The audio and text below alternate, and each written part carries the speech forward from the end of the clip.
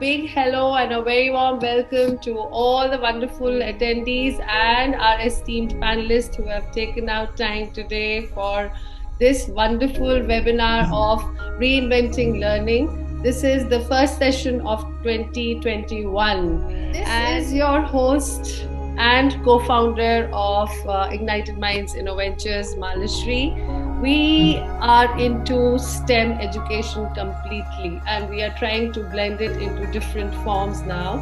So basically pursuing my career as a microbiologist for 15 years, I got the opportunity to pursue my passion as an educator, a different kind of educator who can teach differently through experiential learning. So we got the opportunity to connect with technocrats, IITians, and scientists also in our team who design hands-on activities for STEM activities for children, and we conduct these sessions pan-India in different schools in Middle East also. So before I really introduce my really celebrated educators today on the panel, I would just like a quick connect with the audience through a poll.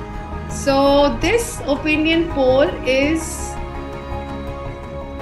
says, is learning more like a T20 cricket or a test cricket? So you got to answer in 10 or 12 seconds. All the audience on alert. 75% of the people feel that it is test cricket, and obviously this question was more towards our first panelist, whom I'm going to introduce. This is Miss Fatima Agarkar, ma'am.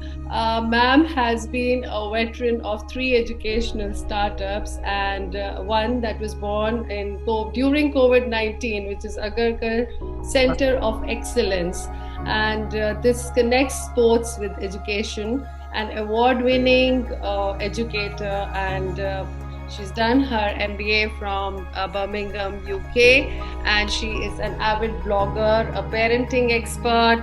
She's currently authoring a book, and she sits on advisory board of several schools throughout India. And she's very passionate about skilling educators and changing their mindsets.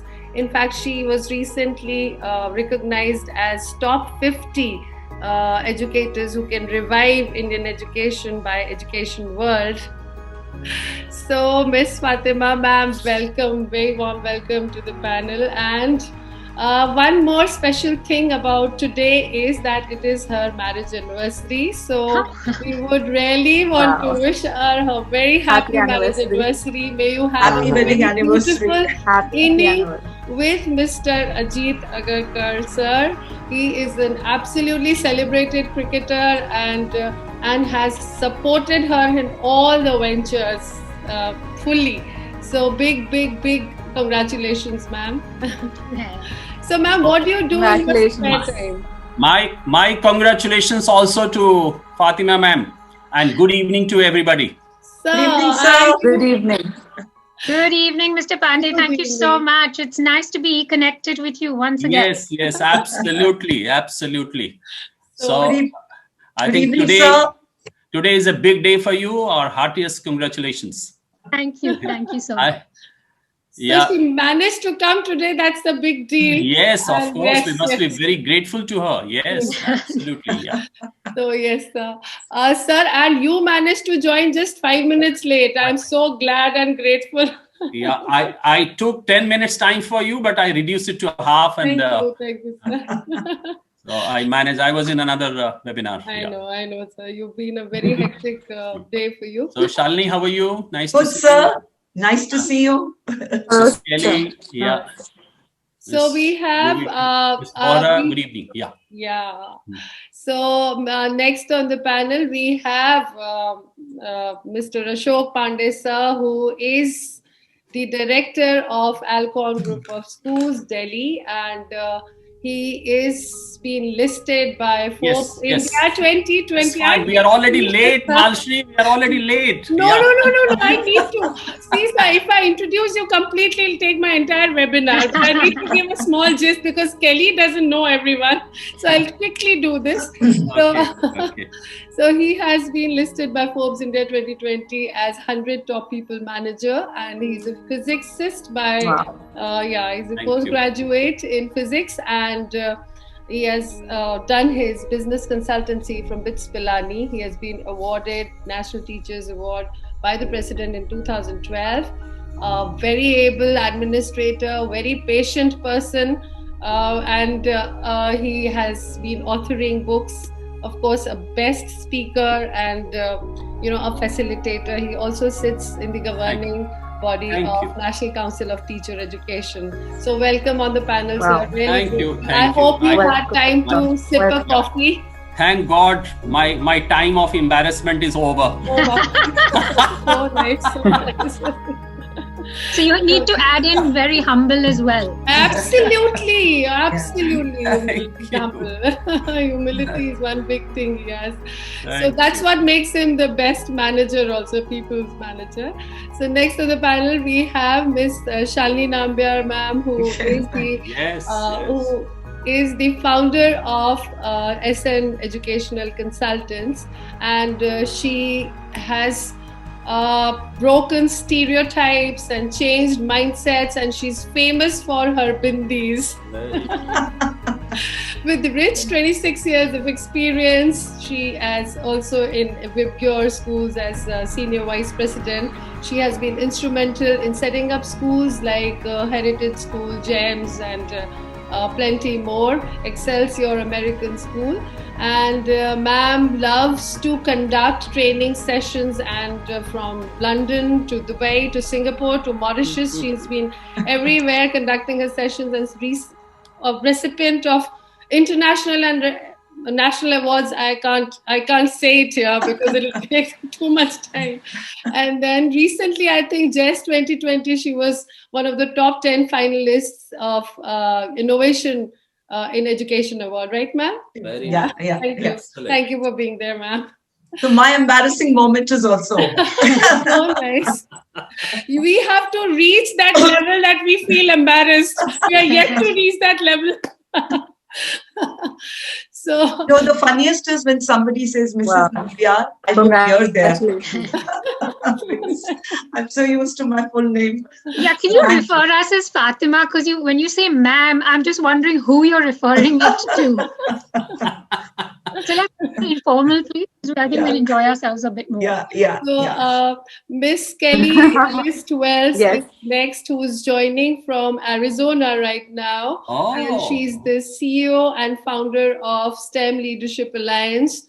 Her organization connects big STEM organizations like NASA and White House Office and National Technical Education Policy with schools, colleges, and universities. So she has been an ex-executive director of global education and skills in GE, right, Kelly? Yeah, and recently she has led a convening involving 50 countries from US to Asia and involving 10,000 STEM leaders. So, and she's an absolute expert in STEM Pre-12 school. She connects STEM with the real world. So, in fact, with Miss Kelly also, if I go on with her biodata, I think I can add she's extremely humble. She said you can use the first paragraph of my introduction because it went 2 pages long.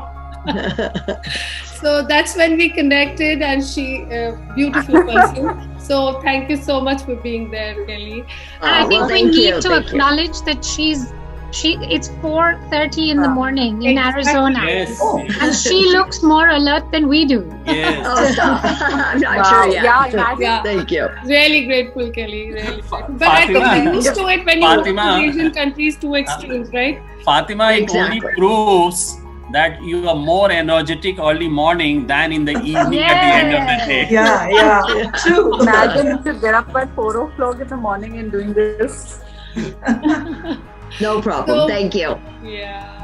So next we have Rabkirat Bora ma'am, and she is an architect by profession, founder of Design Plus, and she's also a contemporary artist. That's her passion. She has done several exhibitions. One, that solo exhibition, was in Kelvin Grove Museum, Scotland, and that was a brilliant exhibition by her.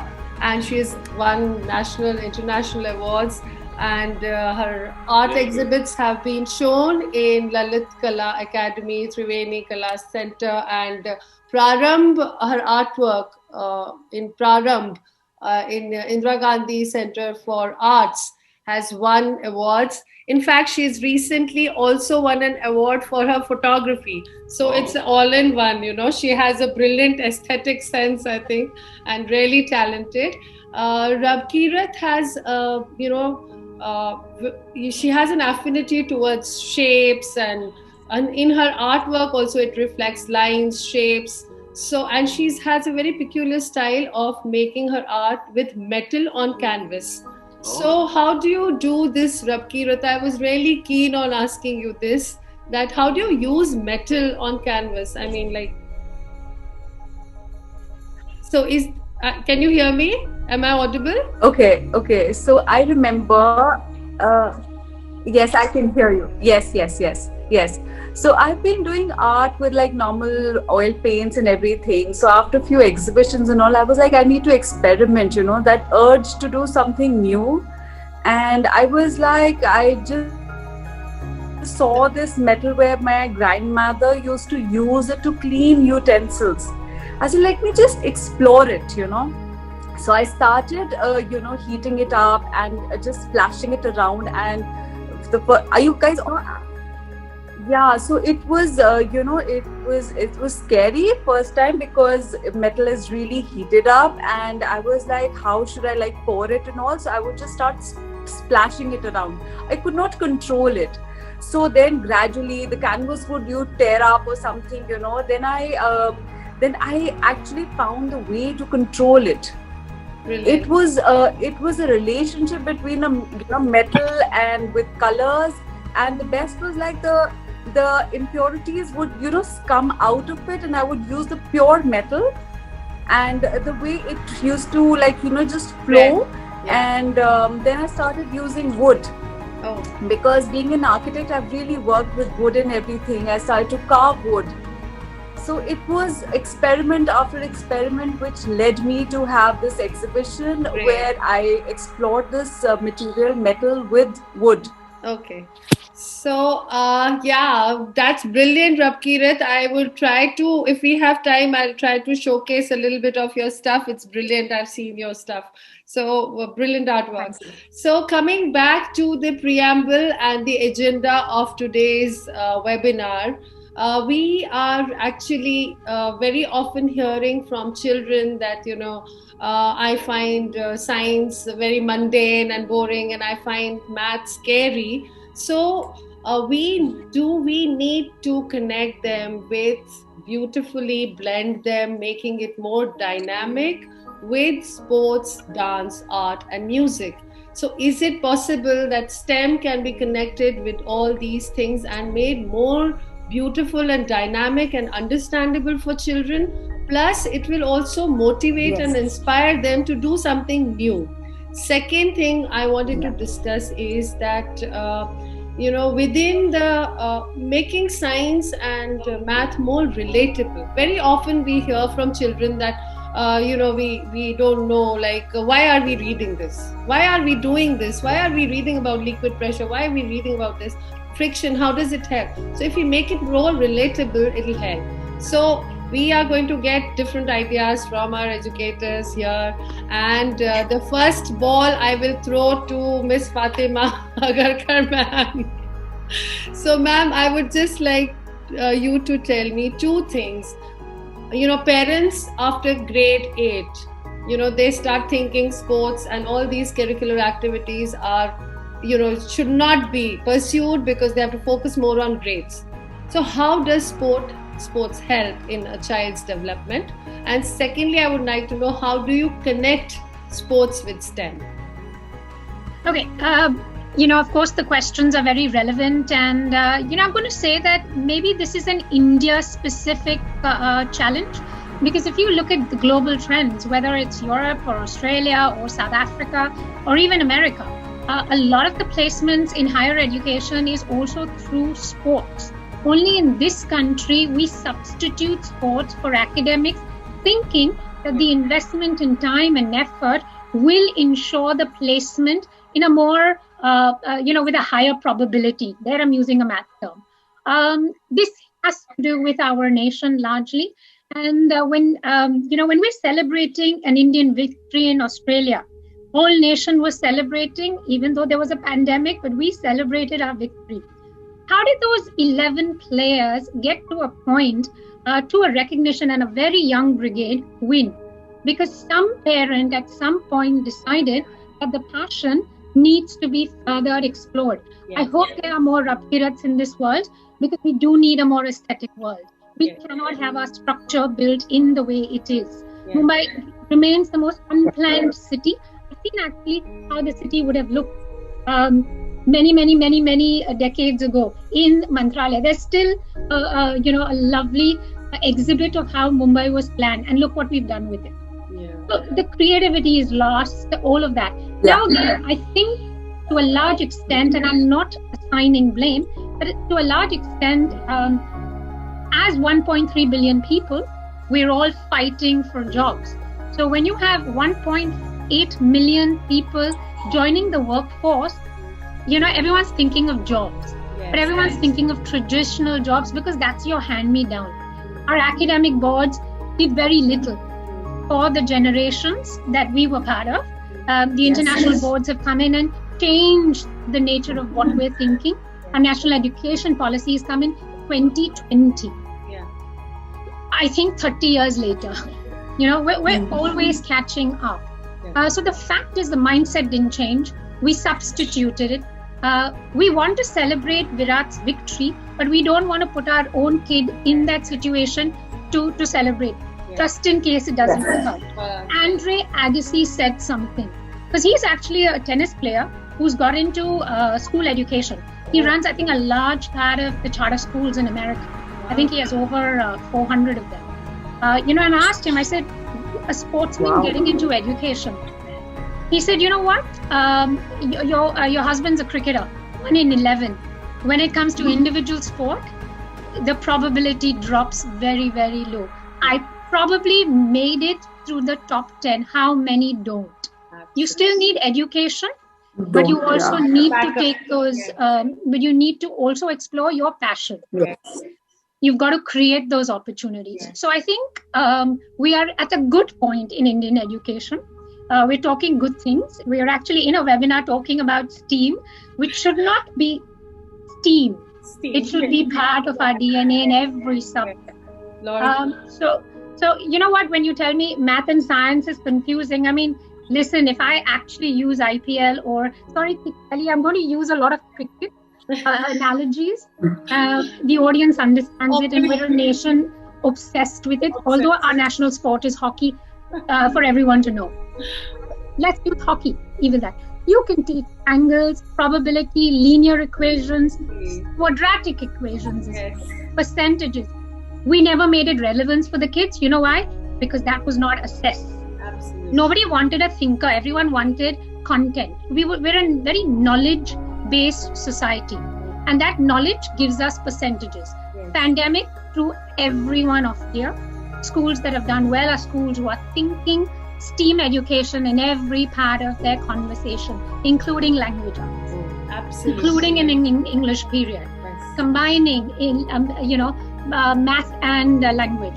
So to a large extent, I think it's changing. You know what? I'm going to put the ball in the parents' court. Take a few risks. Let those. I've seen so many people through the pandemic give up law, give up their corporate banking jobs. They've all taken to sport. Wow. Because they were never given the opportunity. It was choose. Yes. So, there's another fact. Ajit would have been an engineer. It's a family that's built on professional. And they, as a community, they put a price on education, but they also believe you have to professionalize it. This kid decided that it's not. He broke enough windows till his parents realized that let's support him. One condition, you have to finish your education, so you have something to fall back on, but go live your life. How many parents are going to do this? Yeah. How many parents are going to do this? So it's not just the educators can do what they want. We need support from the parents. Right. And I think we need enough champions. We also need enough champions. Rupkirat, we need tennis, we need football. It's not just, if we create enough, and if there is an opportunity as a career, that's when I think the investment in time and effort, we're part of a good wave. It's changing. And how do you integrate it to STEAM? Your next question is very, very, very simple. I mean, think about what STEAM does. Today, what Michael Phelps wore in the Olympics in terms of his swimming costume was a bodysuit. Because it creates it actually creates like a fish-like, a suit which allows streamline movement in the water, which increases speed. Yes. Imagine if kids start thinking of design like that. Maybe this vaccine that came out and took us so many months to get it there. We're still the trials. I mean, the jury's out on the vaccine duration. But imagine if our kids were thinking about innovation, about improvement, about what is the relevance of exploring research skills, design thinking, going back to the board and saying, what can I do to make it better? Yeah. That is STEAM. It can be related to sport because, sportsmen can be talented, but without the gear, you're only that good. So it's the gear that makes a sportsman. It's the bat, it's the ball, it's the boots for footballers. Yeah. So there's STEAM in sport in everywhere. Yes, absolutely. Yes. Ma'am, would you like to elaborate with your presentation? Or? Yes, I'll be very quick. I know I have 5 minutes because I'd love to hear the other speakers. Bear with me, all the other panelists. I'm a little embarrassed to go ahead of all of you, but I think for one, sport is a little ahead. This is actually a very typical Jenna. People are still not aware about how to blend sports into STEAM. So when you tell me, I'll change the slides, ma'am. Okay, so sports integration in schools with debuting sports in STEAM. So I've actually gone ahead and did art because I don't call it STEM, I call it STEAM. I'm going to walk you through this presentation for everyone there to set up a context, to give you a perspective and give you something to take away with. I think, like I mentioned, India has a once-in-a-generation opportunity to create a new orientation for sport. Next slide, please. Right. So what's on, agenda for me this afternoon in my 5 minutes that has been very cruelly allotted by Manshri is a very simple acronym. I have a problem remembering things. So I work best with acronyms, and for the lack of creativity, I just looked at Nerolac paints and I said, why don't I use Nerolac? You'll always remember Nerolac, and this is what my acronym talks about this afternoon for everyone. I'm going to set up a context and talk about this new era of teaching and learning. It's also teaching and not just learning. The importance of sports, of course, in relation to that. Relating it to STEAM by giving some examples. A big part of it for me in sport and in STEAM education is life skills. STEAM without life skills is also incomplete. I'm going to relate sport to that as well. The academic integration. You think sport is just for people who are skilled? Think again, and I'm going to walk you through that. And then huge careers and opportunities. It's the whole new worldwide world for us now. Next slide, please. Yeah. Kelly, I think this might just put some perspective for you for the Indian market as well. The Indian subcontinent in particular, for the rest of them, they're very familiar with it. this is a new era of teaching and learning for us. The pandemic has caused that, and I'm grateful for one thing that the pandemic has done. It's gotten us to rethink. Setting up a context. You know what? The NEP has said every child matters, every skill matters. This was what our ex-president, the late Abdul Kalam ji, had said. Everyone may not have the same talent, but everyone has the same opportunities to learn. But we never implemented all of that. Some scary statistics for all of us to think about. India is going, by 2040 will have the youngest demographic mix. 1.8 people getting into the workforce. Where are those traditional job opportunities? It's going to be alternative careers. Minoush Shafiq, she's actually the director of economics at the London Business School, has said this beautifully. Anything that's repetitive is going to be automated. So think about your traditional careers, everyone. Where are the careers going to be? Alternative careers. And alternative careers are art, music, dance, and yes, sport. Quite frankly, there was complete lack of initiative, infrastructure and scheduling with a large part of the schools, not progressive schools like my fellow panelists run, but it never got the subject importance. It was supposed to be the period that teachers got, when they couldn't finish their problems. Yes. Hindi teachers have literally begged every principal for the sports period. So, you know what, if it's not a top-down management decision or a school leadership decision, and it's not graded in that report card, and it's not awarded credit, it's never going to be implemented in the way it has to. I think it's due credit also, yes, yeah. As a country, we love our numbers. Our numbers mean 100 on 100 in an English literature paper. I still squirm when I think about it. How do you get 100 on 100 in English literature? Anyway, we like our numbers, but even with sport, there's very little performance that's associated. Previous slide, please. I'll just go quickly. Yeah. Our mental health numbers in this country, 1 in 3 children are going to suffer with depression or some form of mental health related issue. These are statistics that are already out there. We follow the US in terms of numbers. Health concerns, diabetes and obesity, we'll again follow the US numbers. These are not good examples. Big news in 2021, and this is great for every sport-loving child. There will be a national board for sport. So this is where the shift is happening. They recognize the importance of sport specialization, kind of like they have in New Zealand, in Australia, in South Africa. Wow. If I'm good at sport, I need time. Yeah. It's like if I'm good at Bharatanatyam, I can't have one period of Bharatanatyam and dance and become a dancer. I need time. Right. That means I need support for academics because I can't do everything in 24 hours. Finally, there's relief. And quite frankly, the next gen, the young generation, whatever you call them, they're just super smart and very enterprising. As a nation, we never put a price on it. Pandemic has been the game changer. Next one, please. The importance of sport, why it works. These are just some of the things, but fitness, eye-hand coordination, creating, developmental milestones, special needs children as well. You'll find 1 in 5 athletes worldwide have some or the other form of disability. Knowledge access, exposure. Sport is actually education in itself. When you travel, when you tour, when you interact, when you learn, when you see a different culture, then, all the academics will like it. Concentration, transferable skills, calmer children in the classroom, better ability, sleep patterns, health patterns. Sorry, in this country, our kids just don't sleep enough. These are statistics that have led to obesity, because if you don't get your 8 hours of sleep or 12 hours of sleep as a child, you are not working your body out. Why is that happening? Because there's no physical time. You've not had it. So it's kind of a vicious circle, if I may. It reduces the dependence on tech, which is what our concern is. Sport is important.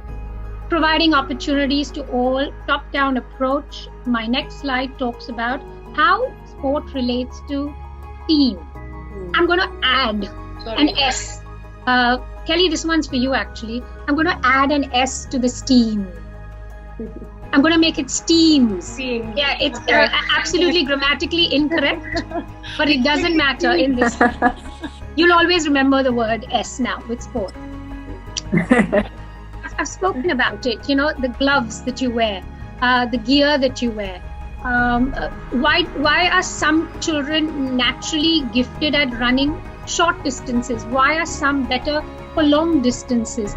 All of this is design tech that comes in with a science, with a mechanics, with a mathematical probability. I think you've all watched Moneyball. If you haven't, please go watch that movie.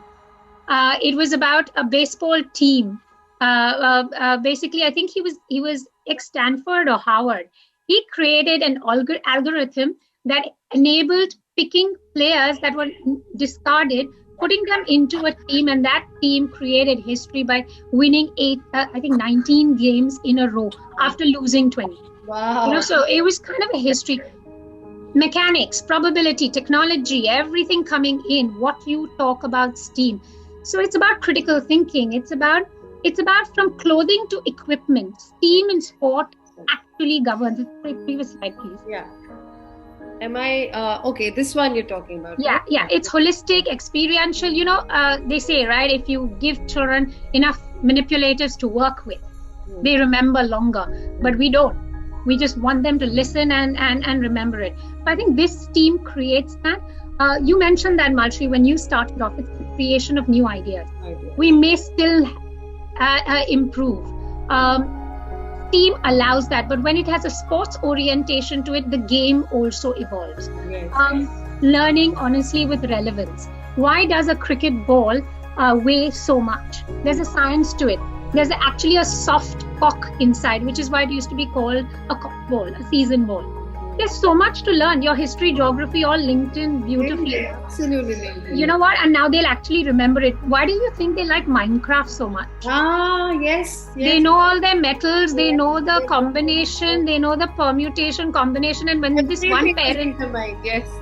when this one parent said she doesn't get anything on science, but I said, look at her Minecraft level. She said, but that's not, education. I said, well, that's education with relevance. What you are talking about is facts on paper, which you will forget because she's not actually going to remember it either. So this is where STEAM comes in, life skills. Quite frankly, whether it's art, music, dance, and I think you're going to talk a lot about life skills as well. And Ashok ji, I think you're going to talk about it.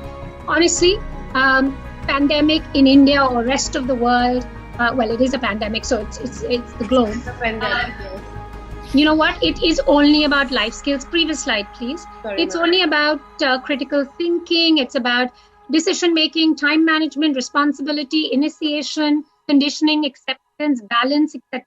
I actually did this research and I interviewed 23 to 25-year-olds and I asked them, what would you have actually wanted to learn in your top schools? These are all your top education world, top 50 schools in the country. They said, I hope someone had taught me relationship management, how to open a bank account, financial management. Yes. How do I manage my schedules? I don't know how to go from class to class. I'm struggling with my assignments. I have no idea how to write a resume. Such basic skills are actually life skills. I don't know how to, tie myself with my thesis, project management, initiation. All these life skills are important from sports angle into STEAM as well. Yeah. Next slide, please. Yeah. Sorry. This is the next one, right? Yeah. So academic integration. I said, look at a pitch. You'll see angles. You'll see then you watch a match. You'll see probability. How quickly they can give you the run rate, or how quickly can you tell? They tell you a Liverpool needs to win these many games to get to the top of EPL. But you ask them, what in a word problem, how to solve that? They'll be like, I have no idea. Formula, ma. How do I do this? Yeah. If you bring a relevance in it, use sport not just from a skill perspective. Of course, there'll be talented kids and they'll achieve. But what can you do to orient them as sport is the subject? Right. How can you link math and language? There's history to it. Where did the game originate? What is the evolution to the game been? Timelines. What is the technology behind it? How is it evolved? What's the future going to look at? Why are we only talking about now? Design thinking. You know what? Get them to write a report, a descriptive essay after a match, an IPL match, you'll find Lovely. very expressive children. You ask them to write about some text that you've given. I'm going to use Shakespeare here. Ma'am, I didn't read the book and I got confused about this point. And it's almost also from Google to homework. and loyally. So rationale is great, but content wasn't there. I think we need to bring in that. And I think sport does that in a lot of ways. Right. Next slide, please. Career opportunities are endless. This country is at the threshold of what I call, a world of opportunities from everything, not just sportsmen, media professionals. That's a big one. Talent scouting, commentators, journalism, marketing, design tech, big industry, sports management, coaching and training, of course, ancillary services, equipment, all of that. But also physios, mental conditioning coaches, sports agents, sports science, biologists. You can help in so many ways, Manshi, with sports. Absolutely agreeing with you. It has the interdisciplinary thing. If we introduce into kids' mind, he will love to do integrated things. They will do more. It's going to be a deeper learning experience. So, ma'am, I will quickly stop the share and will launch another poll before I start with Mr. Ashok Pandey, sir. I would like to connect with the audience with the another poll. This is opinion poll 2. So, syncing different subjects to a common theme leads to deeper learning. Yes or no? I'm launching the poll, and for 10 seconds, I need maybe 15 seconds. Yes. So I'm ending the poll and I'm sharing the results, and all the audience we have here, they're saying that yes, if we have a thematic approach, when we teach, so we can teach that thing in all different ways, like sports, like languages, the same thing being, integrated in everything. So, Ashok Pandey sir, I would just like to ask you, about first, as being a physics person, how do you connect music with sports? Okay. And music with STEM, rather. You see, Fatima ji, I think you should play Fatima ji's presentation and the recording, and that will give you everything, Yeah, so I was just, listening to her, and I was just wondering if I had listened to her, 25, 30 years ago, I would have been a better physics teacher. Yes. But I want to tell you very quickly one incident of my life. A student of mine in class 7 many, many years ago, he came and he, traded a deal with me. And he said, sir, I don't understand physics at all. Though you are a good teacher, he complimented me. And he said that I'm 100% sure that you know nothing about squash. He was a very good squash player. And he said, sir, let us barter. You teach me physics, I'll teach you squash. Wow. And believe me, I taught physics in the past, but he taught me squash, and I played squash as veterans. I became a squash coach. I took my training for National Institute of Sports, Patiala, trained by an Australian teacher. So that is what, so that is another amazing whole thing, that is the beauty, how you move out, how you step out, inadvertently we create Lakshman Rekhas around us, you see, and we only look for temptations to come out of it, not out of conviction. Yes. You see. So and music, you talked about music is only science, what else music is, you see. But we did one experiment, and I think that worked very well, that all these science chapters, we asked some of our music teachers and art teachers and some of the good students, and they create little rhymes and verses on the topics of science. Wow. On water, on environment, Wow. on energy. Wow. And, begin the classes with the singing of that, and you see how everybody is connected with that, and after that physics Amazing. Wow. is reduced to nothing, you see. Okay, absolutely, sir. And if you teach it that way, they will, it'll create more interest in either of the subjects. So Yes. you have to, music also. They Yes. if you give them formal music, they'll probably get bored. And Absolutely. so if you blend them all, Yeah. And then, the science teaching, let me tell you, science teaching is all about drama and dramatizing things, and particularly physics. People fear physics so much. And therefore, we thought that let us create drama in the classroom. And, when I started teaching, the technology was not there, the hands-on was not there. And the best thing one could do is to make a very nice, beautiful chart with colored pens and sketches. yeah. And therefore, the human drama and theater in the classroom was very effective. So even if you had to teach, Wow. let us say, a topic like reflection. Yes. Now, so let me crowd all the children in the classroom and then allow somebody to pass through it. The person cannot move in a straight line. Yes. You will deviate your path. Yes. So what does it mean? When you move from one medium to other, your speed is disturbed and your direction is changed. That is what refraction is all about. Yes. So this is similar something to what we do, sir, when we teach, we give them gliders to catapult gliders, and they're taught transformation of energy. So we make them understand why birds fly in a V shape when they migrate. So they stand in a V shape and they start running, and then they feel, the first person is feeling the more air friction.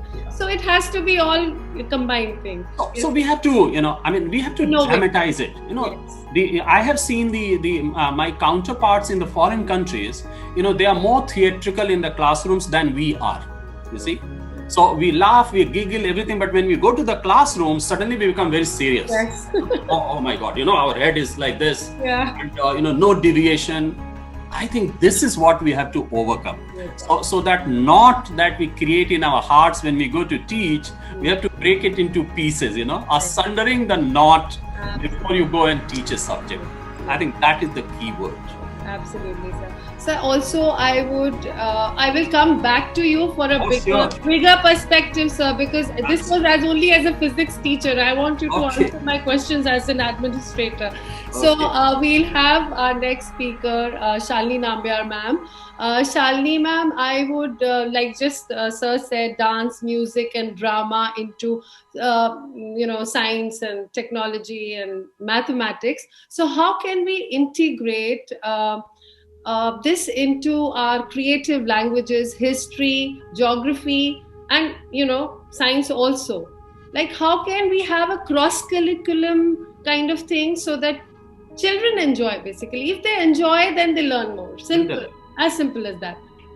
So Manshri, a very important question and very close to my heart. So I want to share an incident. When I was heading one of the schools, so I gave an option to my teachers that I wanted to work on integrated curriculum where they're going to integrate everything, and which teacher would like to take the lead, because we'll create a sample class because parents don't accept it. Teachers themselves are not so creative. And I still remember one teacher of grade 3, she said, I would love to do it. And we didn't have like those graded periods, PE period, dance period, everything was integrated. Yes. And when we compared the learning outcomes of that class with the other children, the learning outcomes were far ahead. Absolutely. The children were more advanced. So what is important, I think, I've spoken in a lot of webinars, a lot of conferences, we talk about NEP, but what are we doing inside the schools? Are we allowing teachers to collaborate? Absolutely. Do teachers have the time to sit and integrate? No, they don't. We cannot make a change in the mindset of the parents. We know very well how effective it is. How can you integrate music? How can you integrate dance? Everybody knows the strategies. And I still feel that when I went to school, we didn't use these terms, STEAM and STEM, but there was more of STEAM at that time. I still remember my economics teacher, how he taught us by taking us on the playground. It is a grade 11. Wow. How my English teacher taught daffodils which I remember by heart, was sitting under a tree. Yes, It was more of, now what has happened, we have started using a lot of these terms, 21st century skills. Teachers are not understanding. They do not know how to integrate. How do you integrate? So I started my journey as a music teacher. Who know better? Because I didn't have any B.Ed. I had just come from the airline. So Mr. Goenka said, "Kya karoge?" मैंने कहा, मैं गाना गा सकती हूँ. And you know what is the plight of a music teacher? Let me tell you. Oh, you come here, yeah, you have no checking, nothing. You go and take my class. So you are shuffled from one class to Arrangement another. periods, yes. Yeah, yes. but I took that as an opportunity to learn, to get to know children. So what I used to do is, I was recently attending a class. These are progressive schools. There are very few. As Fatima and Mr. Ashok will agree with me, there are very few schools which are integrating. Now, she was teaching art through music and maths. And it was such a beautiful class. The children learned it. You can teach rotation and revolution through a theatrical. You can teach them, social, the physics, the chemistry. Tell children the chemicals, the reactions. You can teach them to music. As Sir said, music is science.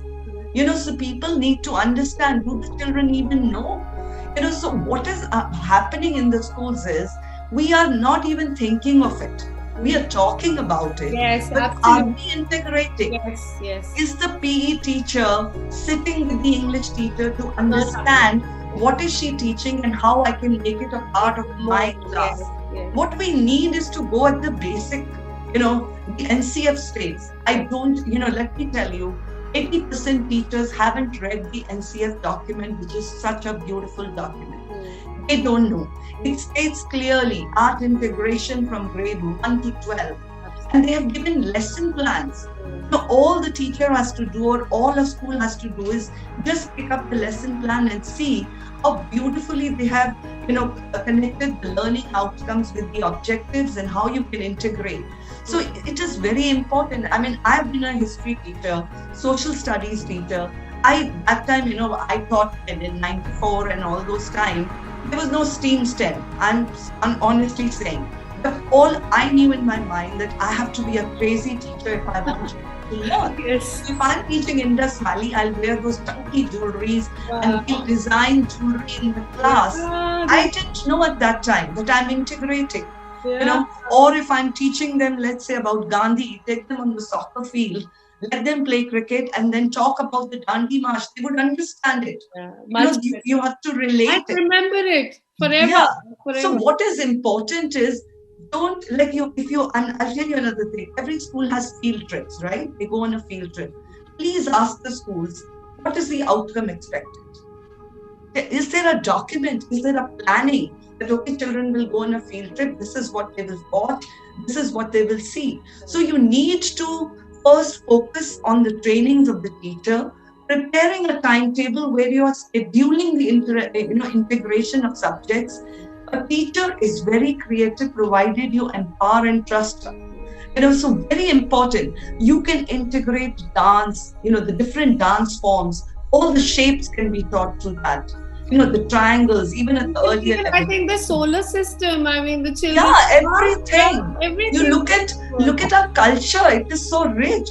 You take yoga, like she was talking about sports. Yes. Everything can be taught. Ask children. A very simple strategy. I was telling somebody, when you're doing the assessments, you've taken a math class for a week or a chemistry class in grade 11, just ask the children to prepare a musical and present their learnings. You'll be amazed at the kind of things they will create. You must have seen that video which has gone crazy, a math teacher teaching maths through a rap song. And as Sir said, in India we are very, we think you can't smile, but that is a culture which has been created by the school. I feel sometimes a noisy class has more learning happening. Absolutely. Because children need to be engaged. So there are so many strategies which one can think of, but what is most important is allow teachers time to think, integrate, like she spoke about the cricket pitch. Children are cricket crazy.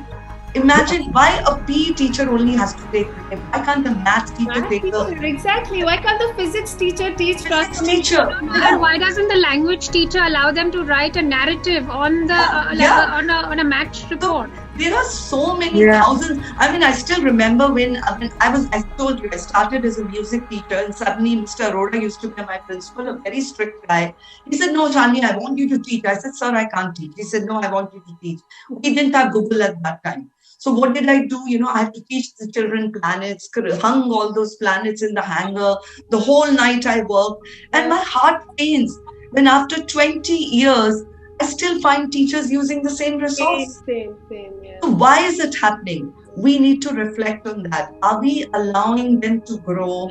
Are we enabling them? Are we allowing different subject teachers to sit and collaborate? Like the whole grade 4 teachers should sit down and integrate the dance part, the music, teacher, whatever they have, the different instruments. So many things you can teach.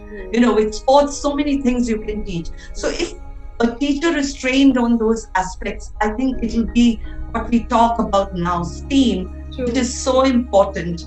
That, you just have to basically what is STEAM? You just have to make your class more creative for the child to understand better. Yeah. That's STEAM. That's and the focus today, Malshri, is on skills. Yeah. I mean, Google and everybody has said, we don't care, you may be very knowledgeable, but do you have the skills? The team spirit, the leadership skills, the communication skills, all these are built when you integrate arts into the curriculum. So I think we need to change our mindset, as Fatima also said, from the grading structure, to the, teaching them the skills which are so important in today's world. And Shalini, may I add, the solutions are there. We just have to top-down management. People like Mr. Pandey, who runs his beautiful schools, who's allowing and empowering. I don't understand why this is a hidden secret. This can be shared. It's a world of collaboration. Absolutely. So I think it's a management decision. And Malshri, there was another class. I just want to share because it was so unique. I told them, I said, I gave the children, forget the teachers. The creativity in the children is among us. So I told them, I said, you use your own strategy and you have to represent the water cycle in different forms. Yeah. And you can't even imagine the most beautiful dance I've ever seen in my life. Wow. The most beautiful songs which were created. The role plays which were done. So they picked up themselves. See, children are creative. We are killing their creativity. In fact, I recently heard of someone explaining the immune system through a dance, immunity, body immunity being attacked by coronavirus. There was a group of children doing coronavirus thing and the whole thing, working like that. So many things can be taught. So, Shalini ma'am, it was absolutely brilliant. Thank you. Really loved it. The missing part is the collaboration, basically. I feel you must have noticed our poster design, it has dots and lines. Dynamic. Combined, yes. The dynamic perspective is what we want to add. It has to be moving. We have to make science more fluid. We can't make it so rigid and compartmentalized. So next we move to Miss Rabkirat. Rabkirat, I would like to know how art impacts a child's development, because I have a feeling that grade 8 afterwards, art, sports, everything is a cross in parents' mind and educators. Even if many schools, I'll not share the names, but many schools, they feel that their results will go down if the children don't focus on their, but eventually it is all the sports, art, dance, music, and the people management skills that help the child grow. It's not the grades. No one even asks now, okay, what grade have you got? So yes. I personally feel being coming from the art background and being an architect, and I have 2 of my daughters. One is currently in a college and the other one is giving her 12th boards. So I moved them from a very curriculum school to a school where there was a bigger horizon, where it was too much of arts provided.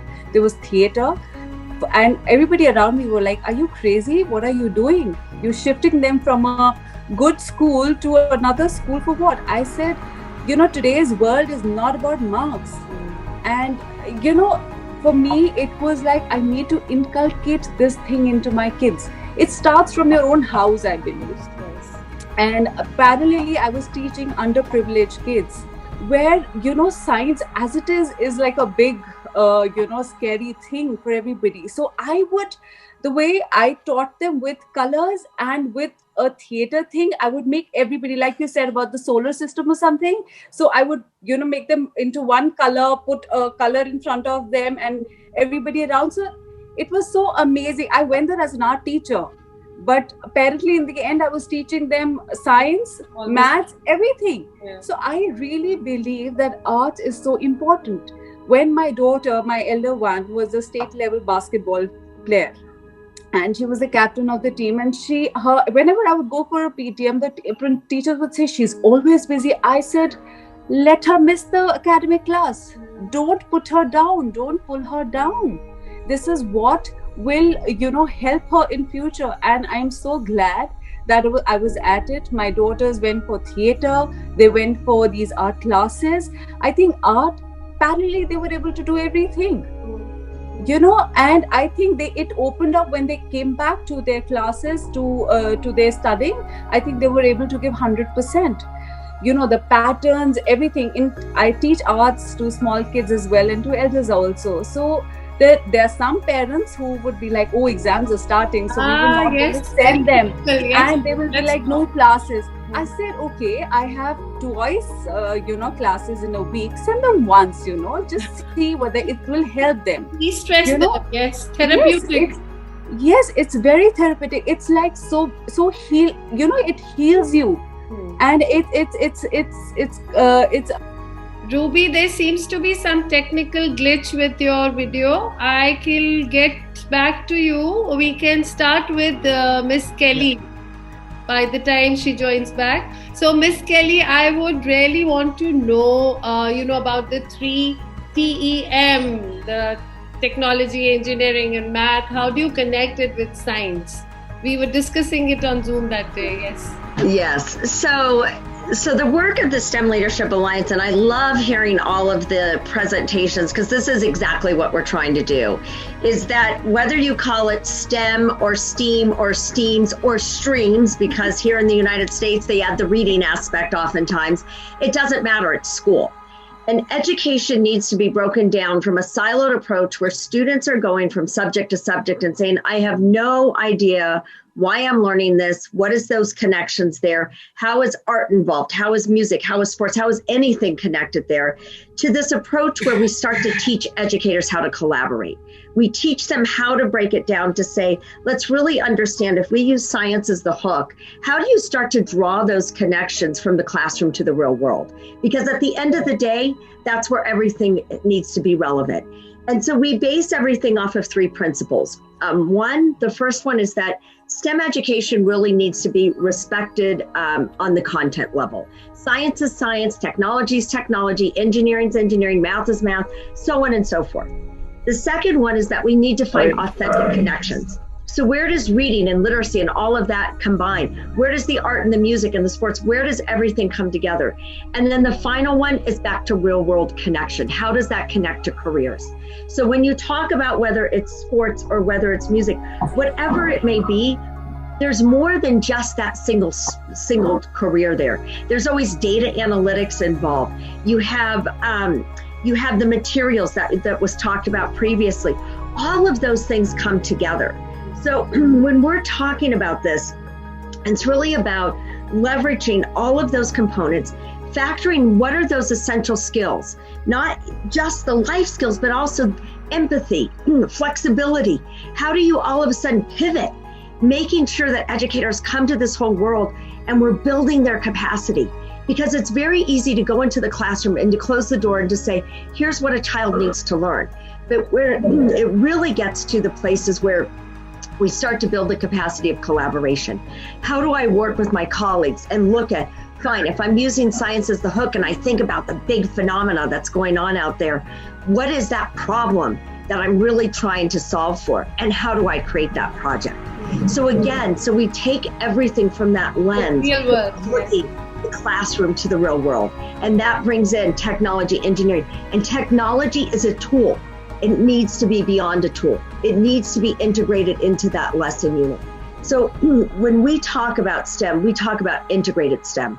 We talk about using it and leveraging it across every aspect of school and every aspect, so that students always are thinking of, whatever I am learning, how do I improve my community? How do I improve what my region is? What do I think about the world?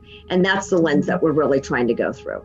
That's true. And I would also want you to, share some examples of successful STEM people who have been really successful in their career, because there would be eventually a lot of parents and educators watching this on the YouTube channel. So making people aware, parents aware that we have scope in different aspects when the STEM is integrated with different subjects. Could you give me some examples of, successful people? Yeah. Yeah, so it's happening all over the world.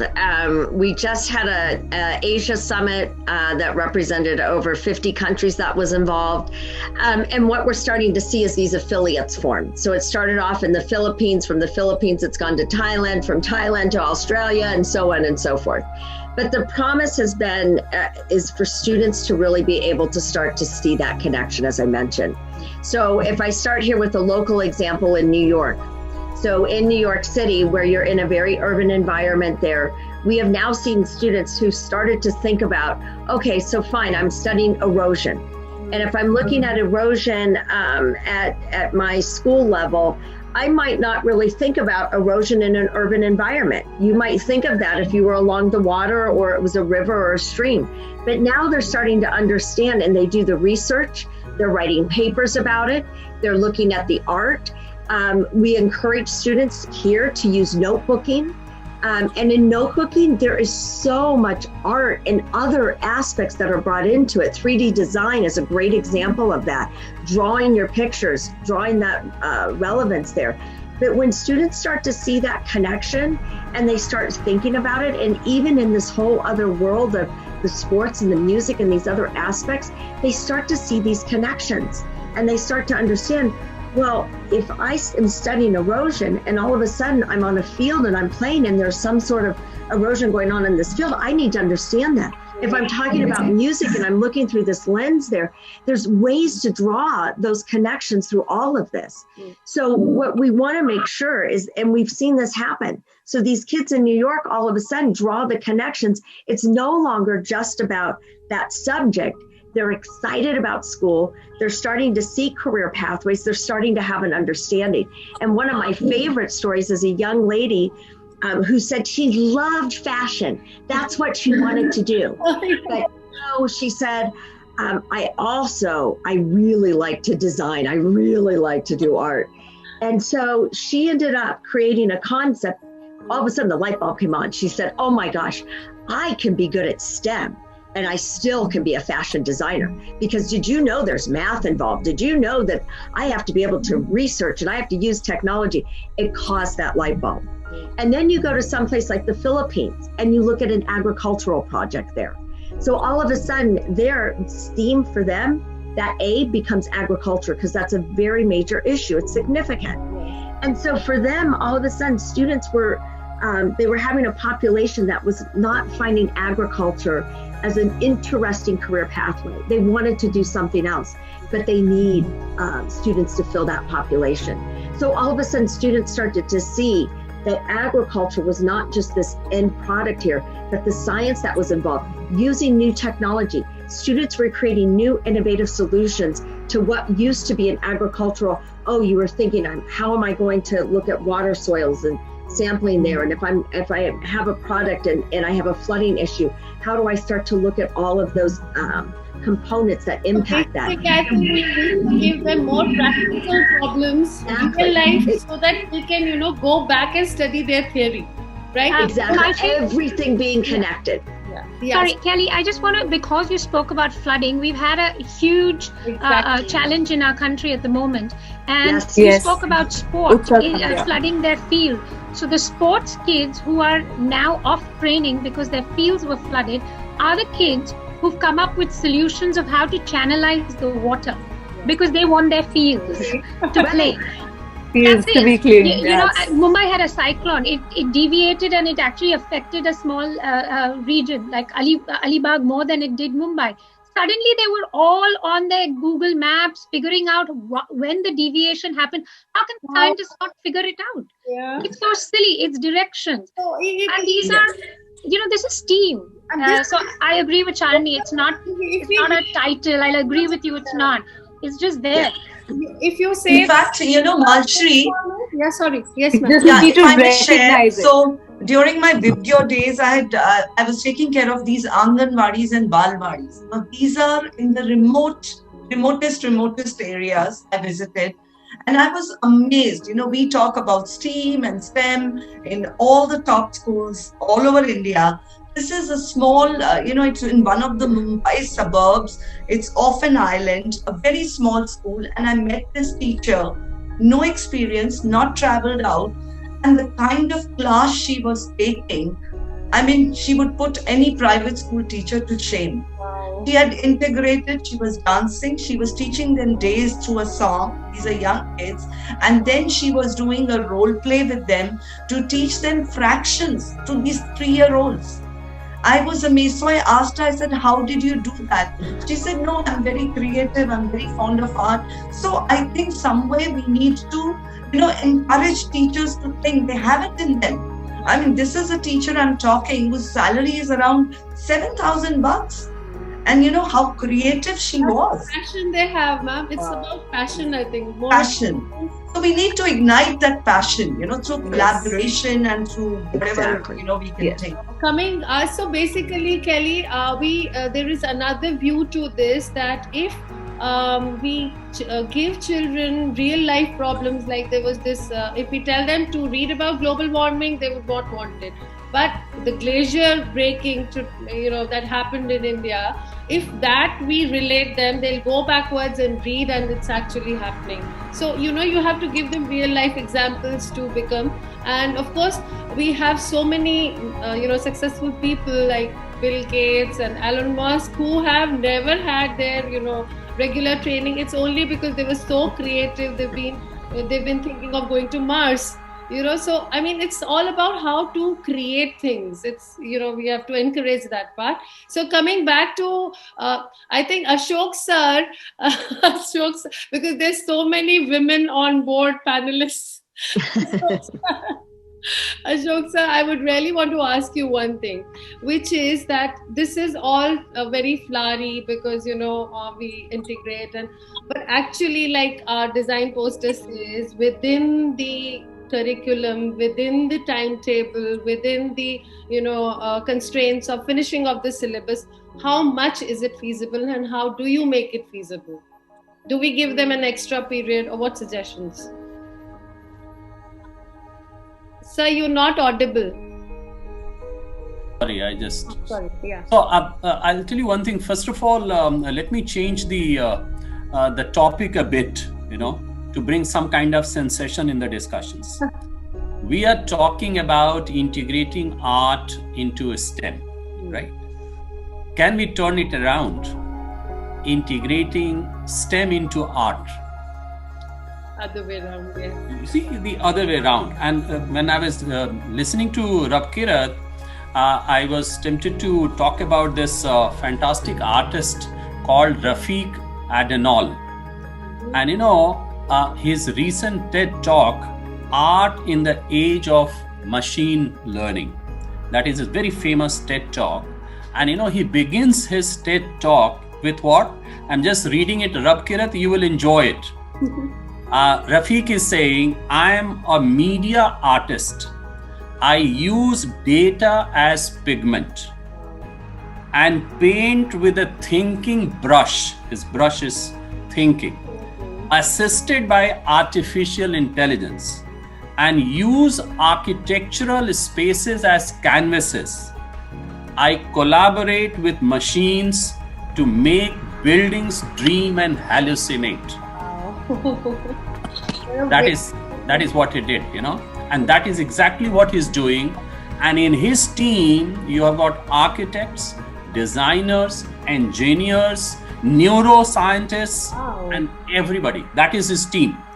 And with them, they sit down and they convert monuments and places and architectural beauties into digital stories.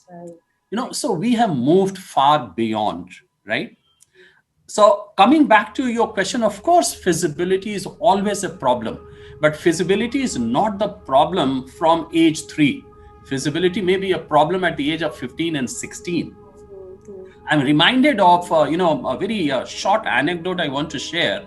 25 of my students between classes 11, 12, and some of them, graduated last year. They have just come out with an anthology, beautiful poetry and this and that. And some of them are science student, commerce student, humanities.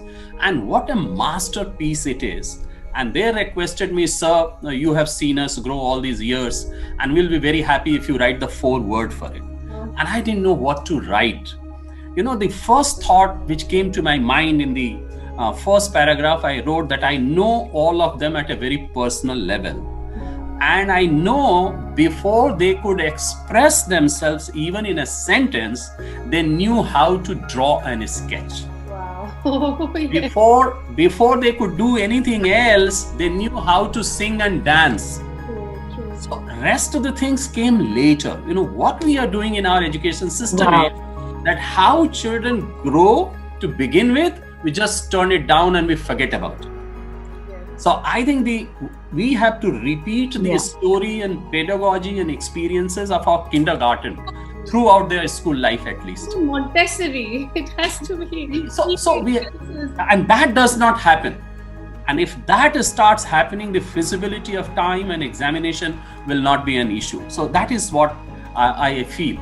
And of course, your question about passing the exam, what has happened? The kind of education system that we have perpetuated over the years, and that is what Fatima ji and Shalini, they have all alluded to that only, that we have learned ourselves to pass the exams and we are teaching our kids to pass the exam. If that is the perpetuation, where will art come? Where will those fine will come? So recently one IIT professor asked me, I'm very worried that what schools are doing, because children who come to IITs, they have no values. They have no knowledge of culture. They don't know about India's history. And I said, sir, we are not responsible for that. You are responsible for that. And then he was taken aback. And I said, okay, I'll explain it with logic and with respect, that you are taking IITians only those children who have 3 C's, not critical thinking, collaboration, communication, and creativity. Cracking, coaching, and competition. Absolutely agree with So if those children are going, how do you expect them to have values and art and things like that? So I think that narrative has to change in one way or the other, right? So inquiry, questioning, dialogue, experimenting, reflection, these things have gone out of our campuses. And that is what Shalini was also saying. If we bring them back, you see how beautiful life will become once again. So that will not be an issue. It is here and we have to change it. So another important thing about Marchi, may I just add one bit? Sure. When principals tell me they're not able to integrate and can't do thematic or interdisciplinary learning, I said, you know what? Instead of planning 9 periods for English, 8 periods for math, then split sciences get 3, 3, 3. A language gets 3 periods. I don't know why they're orphans, but they are. Why don't you reduce the English period by 5? Why don't you reduce the math period by 5 and give them block periods? Get the English and the math teacher together. It's simple timetabling. That's what So we're trying please to do. don't tell me that people cannot think. Yes. That's Who what I'm wants saying. to think? And there are enough people like Ashok Pandey, Shalini, who are doing it. Right. It is I'm just giving an example. So when people tell me timetabling is an issue, don't give No, it is not. 42 And periods out of 50 periods. Give her 29. Tell her do research and tell her do collaboration. It's managed. I feel more the arts. Yeah. So, sir, NEP, I just wanted to ask, like, it is encouraging interdisciplinary subjects, taking, like we were, when I had taken science and biology, it was only PC, MB, and physics was maths was taken because I would not understand physics. So the siloed approach was there, absolutely. But now interdisciplinary thing is going to help in career options also, more career options, do you think? Of course, the interdisciplinarity has already come at the higher level, particularly in the one of the best foreign universities. So say, for example, environmental economics. Yeah. That is a subject. Okay. So what is environmental economics? I think it is science and humanities in one way, right? So the question is that not only at the school level, at the college level in Indian colleges and universities also, we have to think about it, right? When I was in college, I think that time was more progressive for the simple reason that as a science student, I had to choose one course in humanities. And all humanities students had to choose one course in science. And we used to go and attend classes. That used to happen in late 70s, I'm telling you, and it was a UGC driven program. And I don't know by what conspiracy that program was withdrawn. You see, I personally feel that if physics, chemistry, and mathematics is a must for engineering, I think it also should be must that their fourth subject should be either economics or psychology or history or political science. Because, you can't become an engineer without knowing geography. You can't, everything is interrelated. But this, the avalanche that has happened and the glacier thing, and the whole dam has gone. You see, I think some studies should have taken place whether this place is suitable or worthy of creating the dams and everything. Or not. And they continue to fund it. They continue to build the dam. Yes. So there is a conspiracy for sure. Yes. So I think no science is complete without art. Okay. And art, I have always considered that the art is always science. Whether you it in the form of music or dance or sports, I think it is already a science, Somehow we have to understand it. And the basics that we have to do, I was very sorry to hear when Rabkirat said that her daughter's principal thought that she's missing classes. Oh my God. You have to go out of the way to support a child who is working her mornings and evenings and afternoons to be the best basketball player. You see, I think you should say that, no, you go and play. I will take care of your studies. If the mindset change starts from there. So I want to add, Malshri, what Mr. Ashok said. I really, really kudos to you, sir. And there are very few people like that. I remember when I was heading one of the school, we had a child who was a state level cricket player. He was doing so good, but he came to me in grade 11 because so many schools, I'm not going to name them, prominent schools, let him go saying you're not attending classes because you're going for your cricket coaching. And I said, no, you come here. You come for, 1 week and you go for your coaching because that's where his life was. And he did well. He did reasonably well in his 12th. I think he got 55-60%. It's fine because that's not the career. He's into cricket, and it is so sad. And we need to change, as Sir said, our mindset. We have to make sure people, as parents, as educators, as a society. Like my daughter, she's a singer, right? Now she recently did a Doge talk and she spoke about it. But, like people will come to our house and ask my mother, what is your daughter doing? My daughter is a singer. That is fine, but that is just like nothing so great. So it is really sad, the mindset we have to change. And I think another thing, Ms. Shalini ma'am, I would feel that, if we glamorize engineering, we glamorize engineering or being a doctor, being an architect, like Rabkirat. So if that interdisciplinary courses are glamorized and, they set an example, parents would be motivated to let their children do things, Like Rabkirat, I was just thinking of your art integration. We got disconnected during that. Yes. So I would like you to tell me, like, I think Leonardo da Vinci was the first person who integrated. Oh yes.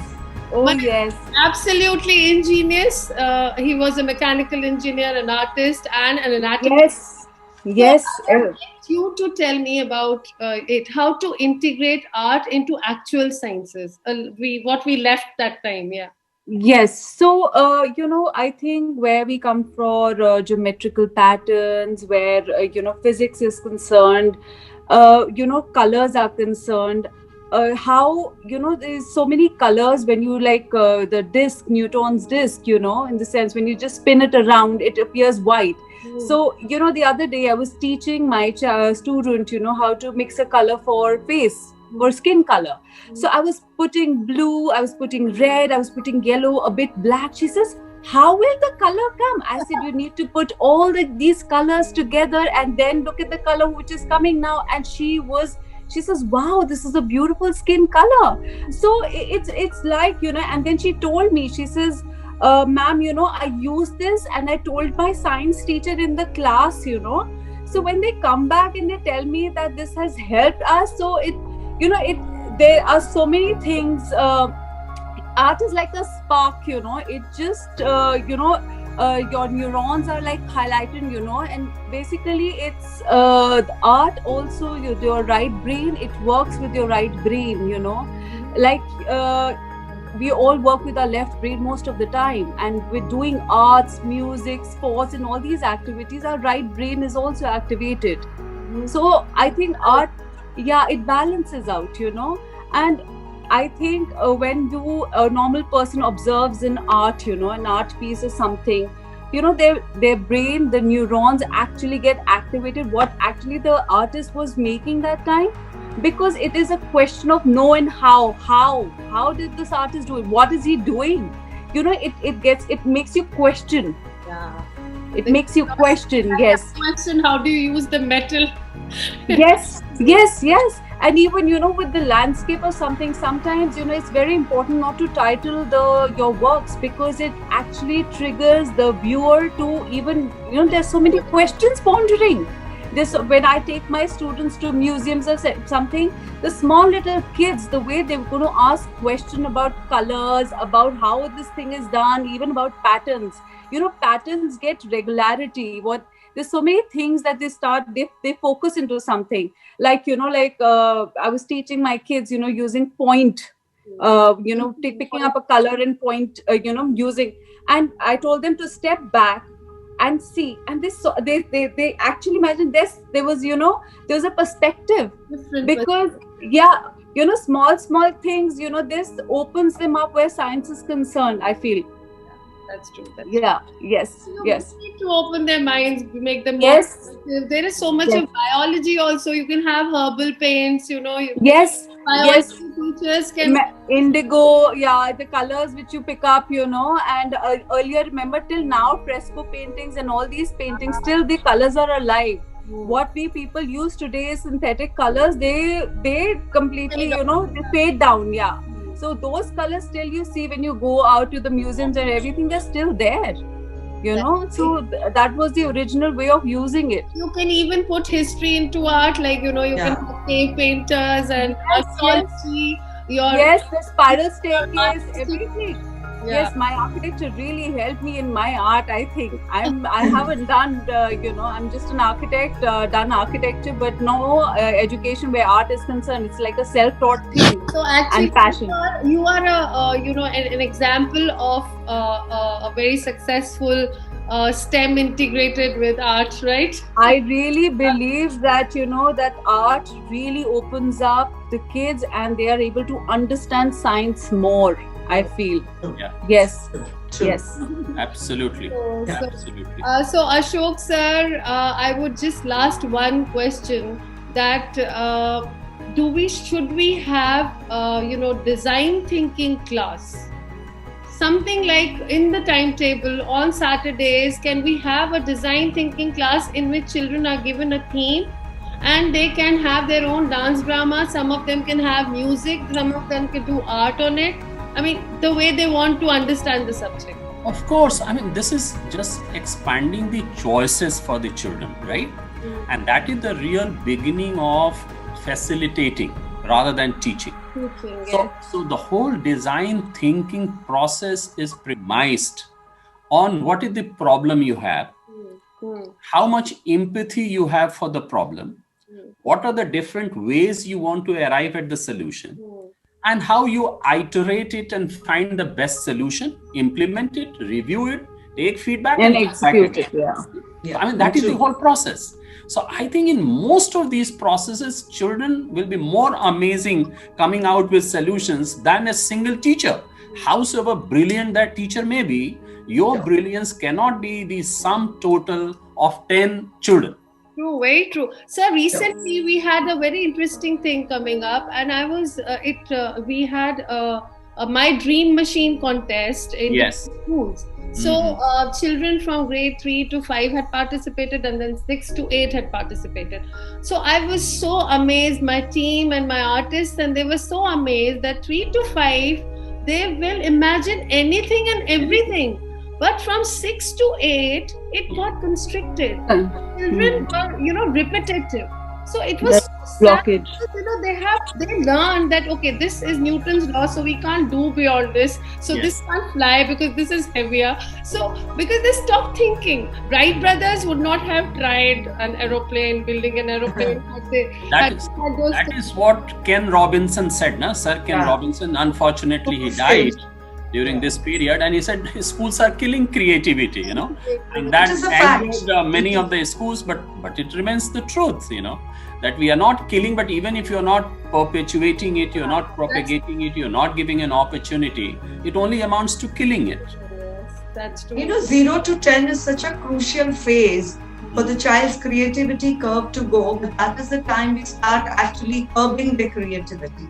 We start putting them into watertight compartments. Shalini ma'am, the way you brought up your... No, like I'll tell you, I'm shocked when small children like 2 years old are made to sit on a chair. They should be allowed, to lie down, paint, create. With clay. They should be given clay. So much fun. Putting their fingers on their lips and sitting quietly. How do you expect? So what I couldn't do sometimes, because of the parental pressure, nahi bachche ko to IIT jana. I think I succeeded with my... Absolutely. They're both creative. Yeah, I think Tanya Nambiar has, stereotypes just like you. I've been seeing her, watching her YouTube, singing things, and she's doing brilliant stuff. So, Miss Kelly, one more question to you. I would just like you to tell me, like, when do you do these summits and all?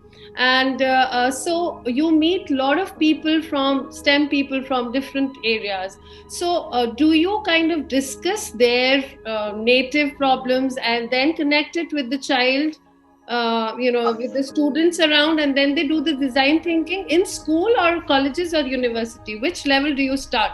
Because we need to start doing the same, replicating the same thing here also.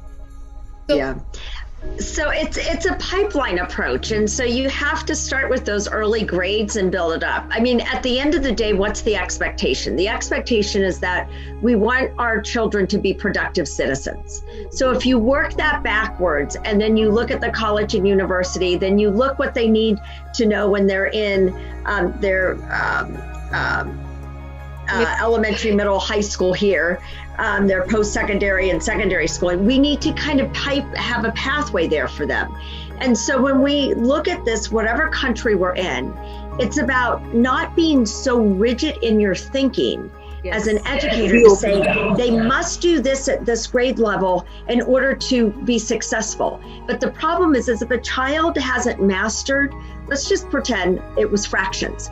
So if they didn't master fractions, but now all of a sudden they've moved into the scientific topic and they're at the age of 12 and they're struggling with the fractions piece of it, you might have to go back and revisit that.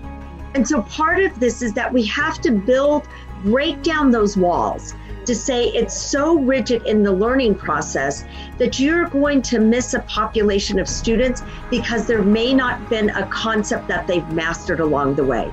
And the minute you start building the capacity of the educators to stop saying, I'm teaching by myself, but instead Let's teach this subject together.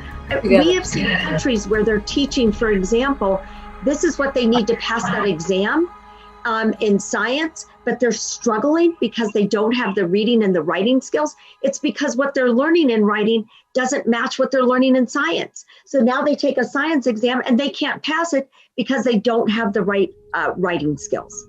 And so again, it goes back to saying, if you're breaking down all of those walls, you're breaking down those barriers, that's when you have a more cohesive approach. And what we do is we bring leaders together. I mean, I've loved this conversation here. I want you to come and be part of our global summit that we're having in July 13th and 14th. That one's going to be virtual. And then in 2022, we're going to be meeting again. But what we're trying to do is to bring this to places all over the world, because it's no longer about saying that this is an issue only in India. This is the same issue in the United States. It's the same issue in the Philippines. It's in Thailand and Vietnam and Australia. Every country right now is struggling to say, we have gotten away from the focus of creativity, the critical thinking, the fun, the art, the love of everything, to now saying, we're just going to do the kill and drill, and we're going to make sure that the students have enough information to get over that hurdle, pass a test, because we think knowing knowledge is going to help them to be a productive citizen. When all of a sudden we forgot about, well, what about being a problem solver? What about being a critical thinker? What about being flexible?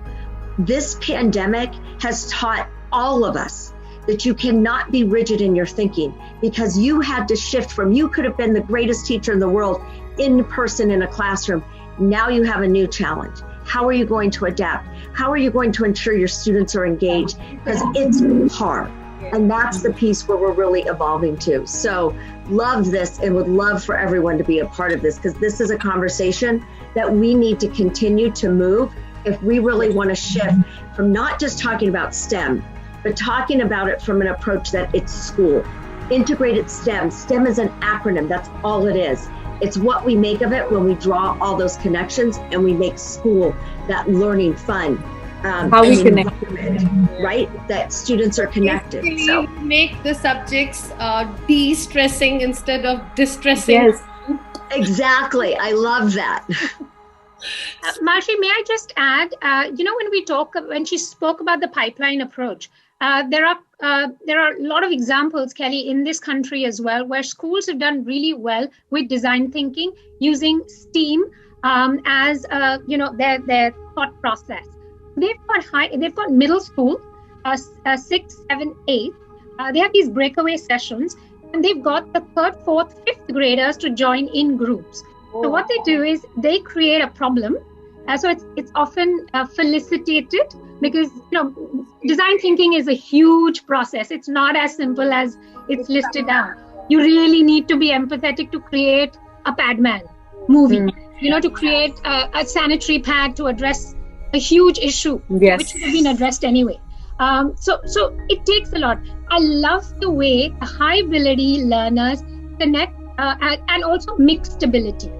So when you spoke about, then the English and the math teacher are put together to say, now you are part of this cohort, which has elementary, now it also has middle school, and everyone's stuck together. It is amazing what the little ones have come up with and push the older ones. But why? No, but it doesn't make sense. How did that color come about? No, you prove it to us, because they are defiant. This is a great example. Now, we can argue all we want that, not enough is happening down the order and schools don't do it. Or we can say, look at this webinar. Marshi, you should take the credit for it. Lots of examples given to you. Try one project. Just try one project. Check the learning outcome. We rest our case. Yeah. Is part the 6th, 7th graders, they stop to question, and whereas the 3rd, 4th, and 5th graders, they want to question. That's the difference. When they're part of one Kahoot, they're responsible. They can't, because that's part of a team. Now, when you're part of a team, you can't say, I don't like this one. You've got to answer those questions. That team spirit also. And STEAM also leads to peer learning. It's a huge component. It's not just the parent or the teacher, it's peer learning, and we forget about it. So let's think creatively. Kelly, we have to take you up on the offer. I could go on and on, but really, we're really going to take you up on the offer. I love this. I love being with such like-minded people. It's wonderful. I'm so glad that you could take out time Amazing. I know you all have very hectic schedules, and I really don't want to finish this off also because I could go on for hours and hours, but I know Fatima ma'am, Ajit sir would be waiting for you. Ajit is in Chennai, don't worry, he's commentating. I'm home alone. Anyone wants to give me company virtually, I'll be happy to engage. And I'm sir and ma'am both have webinars to attend. I'm sure Kelly would love to sneak off again. And so I would just love Kirat, thank you so much. Thank you. Thank you. And happy anniversary again.